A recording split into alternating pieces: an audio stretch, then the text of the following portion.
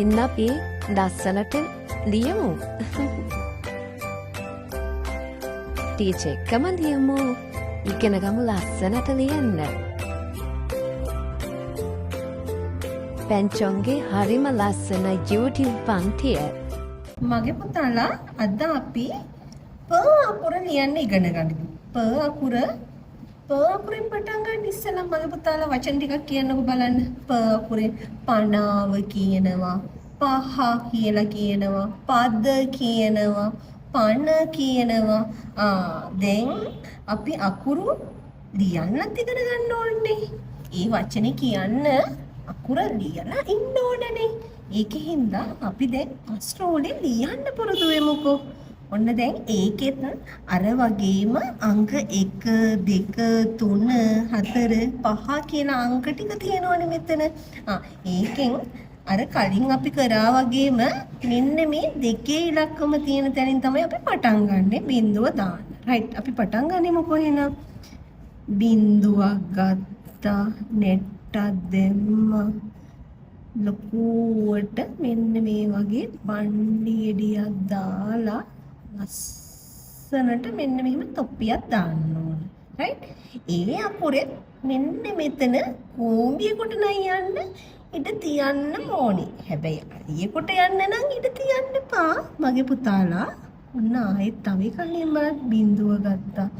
මෙහෙම මගේ පුතාලා කඩයිරි පොතක් අරගෙන මෙහෙම ලියලා පුරුදු වෙලා ලස්සනට අකුර ලියා ගන්න පුළුවන් වෙනවා.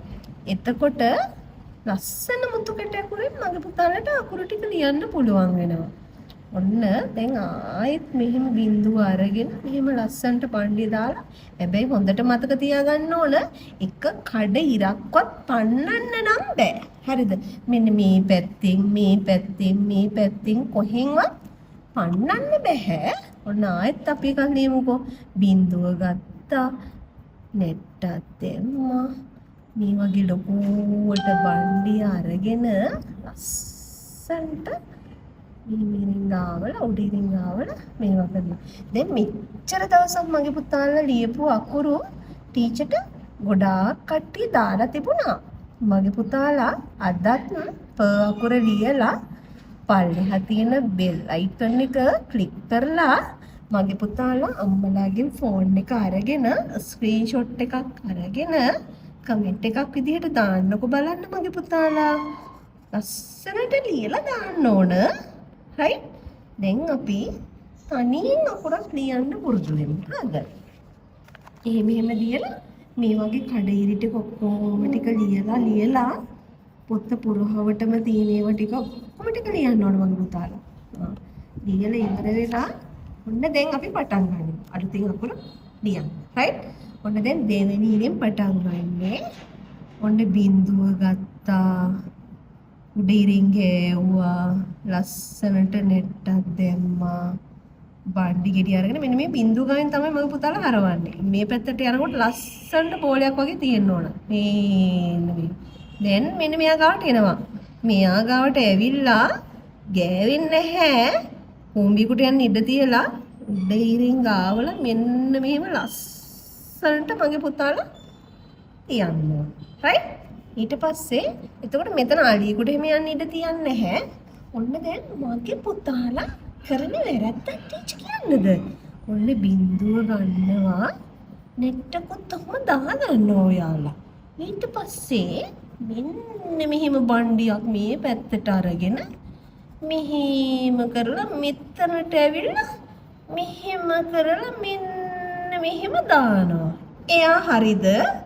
නෑ. මෙයාට මේ පැත්තේ ලස්සනට බණ්ඩිය ඇවිල්ලා නෑ.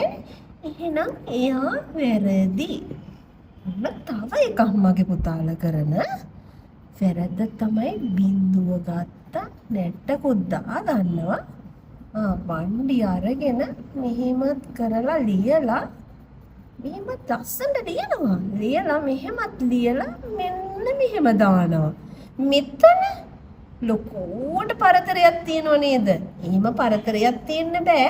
එතකොට අලියෙකුට යන්න වගේනේ. ඒ කූඹියෙකුට යන්න තමයි මගේ පුතාලා ඉඩ තියන්න ඕනේ. ඒකත් එහෙනම් වැරදි. හරි කෝකද එහෙනම්? මෙන්න මේක තමයි හරි විදිහට ලියන්නේ මගේ පුතාලා.